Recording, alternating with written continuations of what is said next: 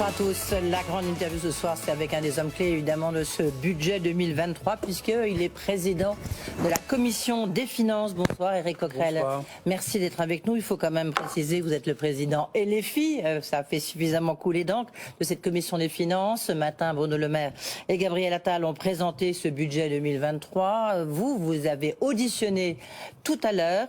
C'est un budget où on cherche un tout petit peu la ligne directrice. Alors, paraît-il que la colonne vertébrale, c'est l'inflation.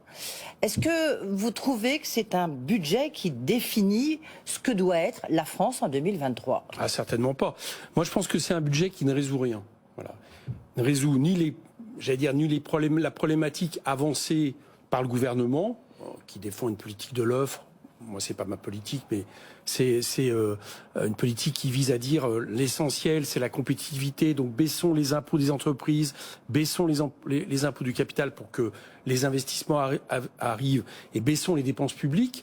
Or, ce n'est pas ce qui va se passer avec ce budget. On va y revenir. Et de notre côté, ça ne résout rien par rapport aux critères qui sont les miens, parce que ça ne répond pas aux besoins des Français. Et moi, je crois que la grande différence avec Bruno Le Maire, je lui ai dit tout à l'heure, c'est que lui, il pense que le quoi qu'il en coûte est derrière nous. C'est-à-dire, il y aurait eu le Covid, et puis, peu ou prou, on va retrouver une situation à peu près normale.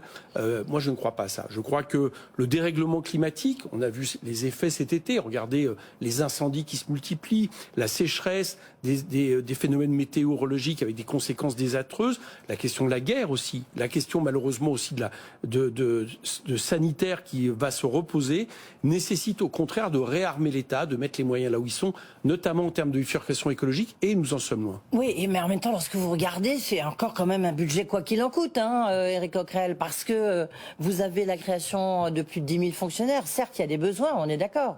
Enfin, ça coûte quand même très cher à l'État. Vous avez les crédits des ministères qui sont quasiment tous augmentés. Donc, on est encore un peu dans le quoi qu'il en coûte. Il y a le bouclier tarifaire, évidemment, qui va coûter 16 milliards.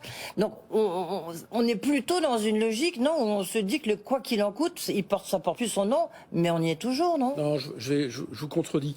Je vous contredis parce que, globalement, si on regarde le budget de l'État, alors certes, ils avaient annoncé, vous savez, quand ils ont proposé leur programme de stabilité sur 5 ans, ouais. Qui est proposé à la Commission européenne, qui dit, vous inquiétez pas, en gros, la France va redevenir un bon élève. En 2027, on sera à nouveau à 3% de déficit. Et pour ça, on ne va augmenter les dépenses publiques que de 0,6%. Alors, on me dirait, 0,6%, c'est une augmentation. Sauf que, dans le même temps, l'accroissement tendanciel qu'il faudrait pour répondre aux besoins des Français, à l'augmentation de la population et autres, il est de 1,35%. C'est pas moi qui donne le chiffre, c'est Bercy. Si vous faites la différence entre les deux, vous remarquerez qu'en réalité, il va manquer à chaque fois de l'argent pour répondre aux besoins des Français. Et en plus de ça, là, les chiffres qui ont été annoncés par le gouvernement ce matin, c'est en gros, si l'inflation est de 4,2%, qui est le chiffre qu'il donne, ouais. Ça sera en gros une augmentation d'1% du budget. Bon. Si l'inflation est plus importante, comme le dit la Banque de France, qui annonce, elle, 4,7%, voire 6,7%, excusez-moi, la Banque de France s'est moins trompée depuis quelques temps que le gouvernement qui l'été dernier annonçait 1,4% de croissance, une inflation à 3%. On voit bien que c'est contraire à ce qu'il avançait. Si ça se passe comme ça, on aura de facto non seulement un budget qui ne va pas répondre aux besoins, mais qui va même baisser par rapport à l'inflation. Donc non, on n'est plus sur le quoi qu'il en coûte. On est le gouvernement.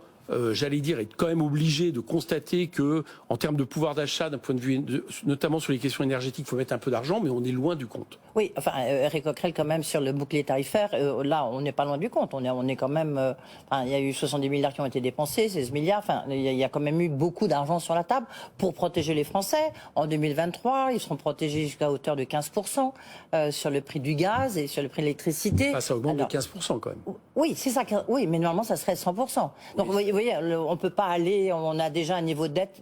Est-ce que le niveau de dette, du reste, vous inquiète, Éric Coquerel, en tant que président de la Commission des Finances ? Moins comme député LFI, mais président de la Commission des Finances. Moi, il y a un niveau de dette qui m'inquiète fortement, qui est la dette écologique.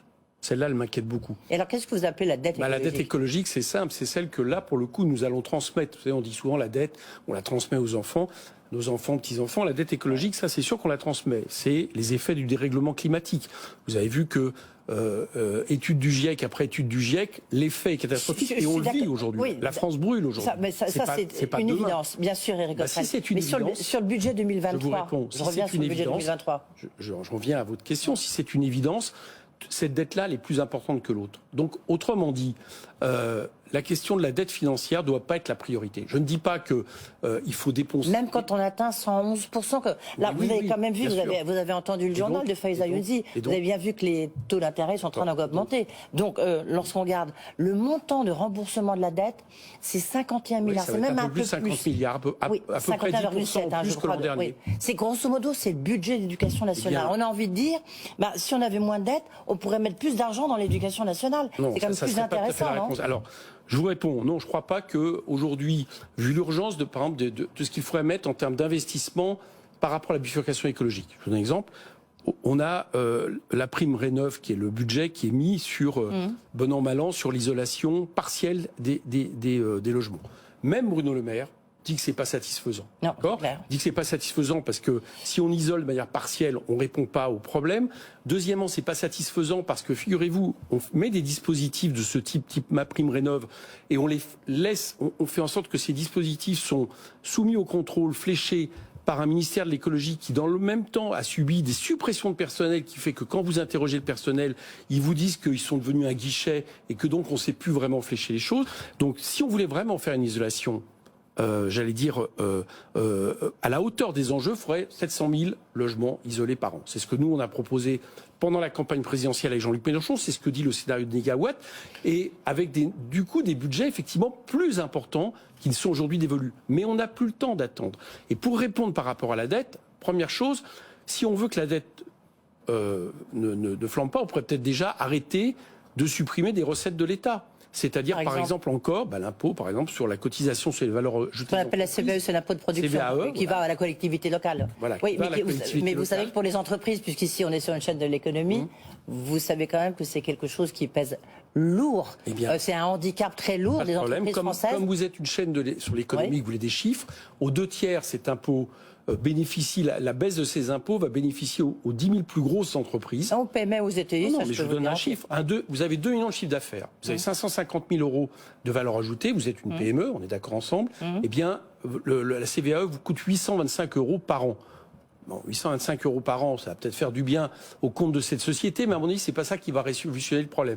Par contre, pour les plus grosses entreprises, aux 2/3, ça va les avantager. Et ça a un autre problème, c'est que toutes les études économiques, notamment de l'OFCE il n'y a pas très longtemps, montrent que l'effet multiplicateur pour l'économie, c'est-à-dire vous baissez la CVAE, quel est l'effet multiplicateur en termes d'emploi, d'investissement? Il est de 0,3.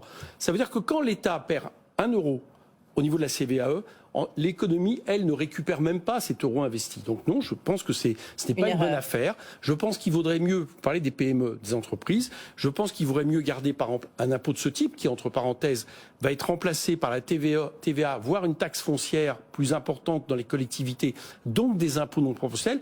Et il vaudrait mieux que l'État prenne cet argent, investisse plus, par exemple, dans l'isolation thermique. Si vous investissez plus, vous faites fonctionner des PME, le carnet de commandes se remplit et c'est bien meilleur. Éric Coquerel, il vous a un peu écouté parce qu'en tous les cas, cette baisse de l'impôt de production de la CVAE, elle sera étalée en 2 ans, alors que normalement, ça devait être fait en une fois. Et si je vous pose cette question, enfin, si je fais ce petit bémol, la question, c'est est-ce que vous êtes prêt à discuter avec notamment le ministre du Budget, avec Gabriel Attal? Parce qu'ils ont dit, il y a des marges de manœuvre, on vous écoute, et quand on vous entend, on voit bien que le budget tel qu'il est là, il vous convient pas du tout, donc vous allez voter contre. La logique de ce budget ne vous convient pas. Mais est-ce que vous êtes prêt? Est-ce que vous avez déjà discuté avec notamment le ministre du Budget? Je crois qu'il est prêt à vous écouter. Alors, je réponds très clairement. La logique de budget, je ne vais pas recommencer, on n'est pas pour les baisses.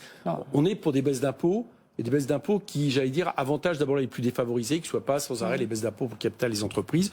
Et on pense que ce budget ne répond pas suffisamment aux besoins. Pour autant, ça c'est le travail parlementaire. Si on arrive à un moment donné à gagner des choses qui nous semblent intéressantes pour l'intérêt général, pour les Français, qui plus est dans une situation où la majorité n'a plus la majorité absolue, Bien sûr. On l'a vu pendant le PLFR. On va y venir. Voilà. Eh bien, à partir de là, évidemment, on le fera. Je veux dire, on sait pas... Mais qu'est-ce que vous avez envie de pousser en avant, justement? Qu'est-ce que vous avez dit tout à l'heure? Vous avez dit beaucoup de choses. C'est un budget qui n'est pas à la hauteur. Du reste, vous êtes presque un peu sur la même ligne que le MEDEF, qui dit c'est un budget qui manque d'ambition. Donc, vous voyez, finalement, vous vous retrouvez avec le MEDEF. Peut-être pas pour les mêmes raisons. À mon avis. Non, à mon avis non plus. Est-ce que, quand même, vous avez... Il y a des points sur lesquels vous avez envie d'obtenir quelque chose. Oui, quoi. par exemple, je pense que... L'impôt de production, on a compris. Voilà, l'impôt de production, je pense que c'est une erreur que fait le gouvernement dans la situation actuelle de garder 4 milliards. Donc ça, par exemple, on va essayer de peser. On va essayer de les convaincre. Et si ce n'est les convaincre, d'avoir une majorité qui se dise, vraiment, c'est pas le moment. Alors peut-être que les Républicains ne le feront pas pour les mêmes raisons que moi. Eux, ça sera peut-être le problème de l'augmentation des déficits. Mais en tout cas, on peut peut-être arriver à la même conclusion. Moi, je crois aussi qu'on peut obtenir une taxation sur les super profits. Alors, aujourd'hui, où en est le débat, globalement, c'est que Bruno Le Maire nous disait il y a quelques mois, je ne veux pas en entendre parler. Oui, c'est niette au niveau français, mais au niveau européen, ça se fera. Voilà, enfin, ça c'est après qu'il l'a dit. Une fois que les Allemands ont commencé à le faire, ça faisait beaucoup, donc ils ont commencé à bouger leur discours. Tant mieux, si ça se passe déjà au niveau européen, il y aura déjà un point de prix. Mais il était contre cette idée. Aujourd'hui, il commence à venir sur l'idée que, les énergéticiens, y compris les énergéticiens qui produisent du pétrole, notamment Total, et des énergies renouvelables, prendre ce qu'il appelle la rente, c'est-à-dire aller leur prendre une partie de la rente. Bon, je trouve que c'est un progrès, donc on va pousser dans ce sens-là. Et puis, pour l'instant, il n'aime pas les rentes, c'est ce qu'il a dit, devant chez vous. La rente capitaliste, c'est pas ma tasse de thé. Donc, oui, on va peut-être se retrouver là-dessus. On va essayer de le convaincre. Enfin, essayer de le convaincre d'avoir une majorité. Et convaincre sur quoi exactement? C'est une taxe sur les profits, sur les rentes, les super profits, en gros, sur des rentes de situation. Voilà, en gros, l'idée, c'est de faire en sorte que les entreprises qui ont vu leurs bénéfices grimper de 25% par rapport à la moyenne 2017-2019, la période, on va dire, entre guillemets, d'avant-crise. Les entreprises qui ont eu plus de 25% de bénéfices, on fait une taxe sur ces super profits jusqu'en 2025. C'est ce qui est à l'intérieur du référendum d'initiative partagée que nous déposons avec nos partenaires de la NUPES. Et on pense que ça rapporte 10 à 20 milliards d'euros. Donc c'est pas rien. Et je pense que vous allez voir qu'au troisième trimestre, quand on va annoncer les bénéfices records de ces entreprises du CAC 40, notamment de Total, vous allez voir qu'à un moment donné, dans l'opinion publique, ça va devenir de plus en plus évident. Surtout donc, voilà, Total. ça va être un débat j'allais dire, auquel s'ajoute un deuxième débat. Mais vous avez l'impression qu'il vous a tendu la main un petit peu, enfin, je veux dire qu'il est moins dans le... Sur les énergéticiens, j'ai senti qu'il nous tendait la main. Alors le petit problème, c'est que vous savez peut-être qu'en France, la Constitution empêche pénaliser un seul secteur. Donc c'est ça le problème. Mais nous, c'est pour ça qu'on lui dit, il n'y a pas que Total qui a une rente. Il y a d'autres entreprises qui ont... Il n'y en a pas beaucoup, mais il y en a quelques-unes. Du transport maritime, vous avez des entreprises, nous on a quelques... C'est MaCGM, c'est toujours les mêmes sites, hein. Vous savez. Oui, mais enfin c'est des milliards qu'on peut récupérer. Donc voilà ce que nous proposons. Et derrière ça, moi je voudrais souligner une chose, c'est que se pose une question de la fiscalité des entreprises, raison pour lesquelles je vais lancer en tant que président de la Commission des Finances une mission sur la fiscalité des entreprises. Parce que ce n'est plus acceptable et supportable que les PME en France payent 25% d'impôts sur les sociétés en moyenne, tandis que les 300 plus grosses payent en moyenne 17%, et que des entreprises comme Total nous expliquent qu'elles ne payent rien du tout. Donc moi je pense qu'il y a un vrai problème. Si, elle a payé 30 milliards là, en l'occurrence. En France, c'est oui, mais parce qu'elle ne gagne pas d'argent en France. Eh bien je ne pense pas. Je ne pense pas qu'elle ne gagne pas d'argent en France. Si, essentiellement elle ne fait pas de l'exploration en France. Mais vous êtes d'accord avec moi? Je pense que si je regarde le chiffre d'affaires de Total en France, c'est un quart de son chiffre d'affaires mondial. Eh bien, je ne crois pas que quand vous faites un quart de votre chiffre d'affaires mondial dans un pays, vous ne dégénérez. Donc vous allez lancer une mission, c'est ce que vous avez déjà dit, en tant que... On va le faire. La question que je pose à Total, est-ce que d'une certaine manière, on pense vraiment que les profits de Total affichés au niveau mondial ne doivent pas quelque chose au pays en termes d'infrastructure, de formation des gens, en termes également de... Mais ils payent déjà dans chaque État. Il n'y a pas de problème. Je pense que en France, il n'est pas admissible qu'une entreprise qui va faire cette année, on pense qu'ils vont faire à peu près 35 milliards de bénéfices. L'année dernière, ils en ont distribué la moitié en dividendes. Je ne peux pas entendre qu'une entreprise française paye 0 impôt sur le revenu. Je pense qu'il y a quelque chose qui ne va pas et je suis sûr que tous les gens qui nous regardent le pensent aussi. Est-ce que vous pouvez me confirmer ce chiffre? J'ai vu que justement cette taxe, la proposition que vous avez faite, déposée sur la NUPES sur les super profits, ça toucherait 723 entreprises. Oui. Donc c'est peu, vous voyez. Oui. Voilà, c'est peu d'entreprises. Et c'est des très grosses entreprises, raison pour lesquelles on pense que ça peut rapporter entre 10 et 20 milliards.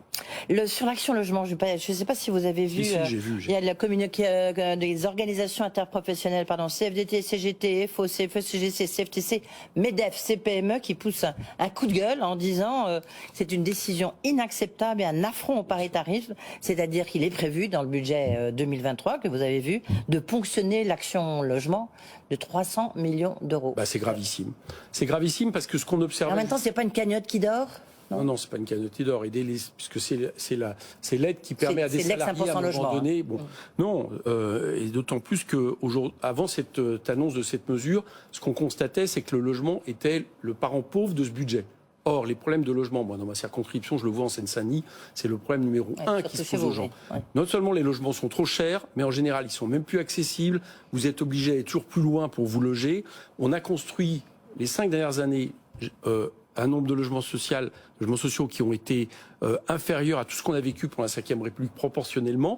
Donc, on a un vrai problème. Et là, au moment où on a ce problème-là, ils annoncent en plus de cette mesure, il faudrait un grand plan d'urgence pour reconstruire des logements dans ce pays. C'est un budget qui, si je vous écoute bien, qui est pas très crédible, tant sur les hypothèses de croissance, les hypothèses de déficit, les hypothèses aussi d'inflation. Donc, ça veut dire qu'il y aura forcément...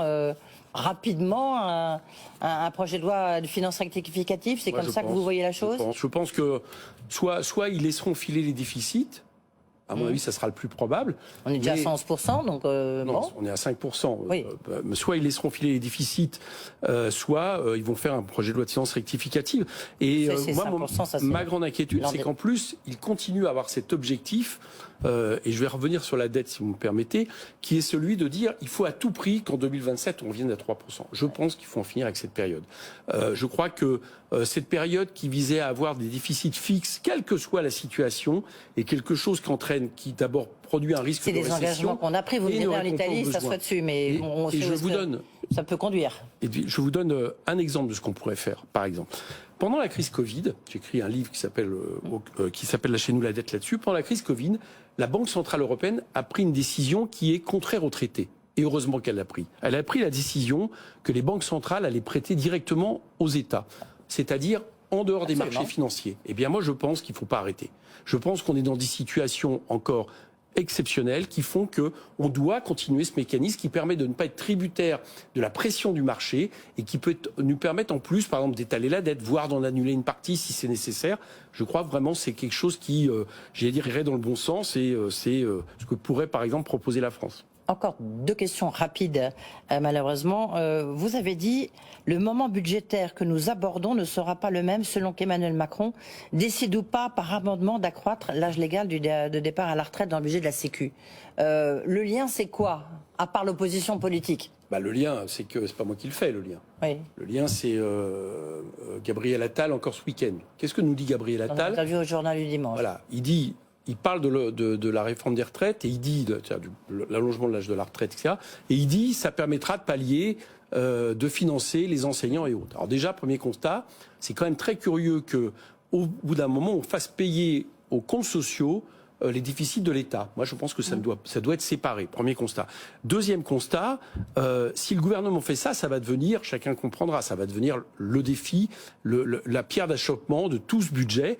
Moi, je crois que le gouvernement ferait bien de ranger ça tout de suite dans ses bagages. Pour la bonne raison, c'est que là, je vous dis qu'il y aura une mobilisation sociale extrêmement forte et justifiée, qu'à l'Assemblée, j'ai entendu M.